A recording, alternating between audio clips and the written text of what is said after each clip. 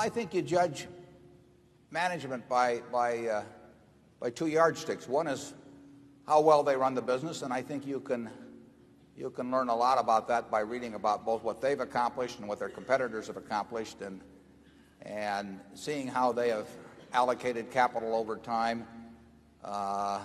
You have to have some understanding of the hand they were dealt when they themselves got a chance to play the hand. But if you understand something about the business they're in, and you can't understand it in every business, but you can find industries or companies where you can't understand it, then you simply want to look at how well they have been doing in playing the hand essentially that's been dealt with them. And then the second thing you want to figure out is how well that they treat their owners.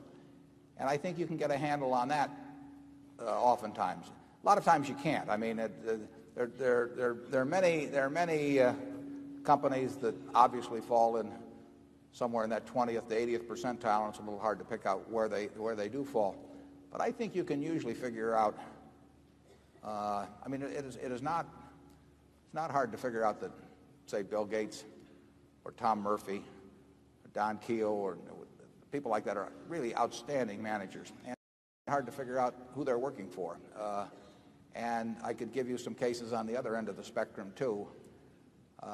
It's interesting how often the ones that, in my view, are the poor managers also turn out to be the ones that really don't think that much about the shareholders, too. The two often go hand in hand. But I think reading of reports, reading of competitors' reports, I think you'll get a fix on that in some cases. You don't have to make 100 correct judgments in this business or 50 correct judgments. You only have to make a few. And that's all we try to do. And generally speaking, the conclusions I've come to about managers have really come about the same way you could make yours. I mean, they've come about by reading reports rather than any intimate personal knowledge or knowing them personally at all. So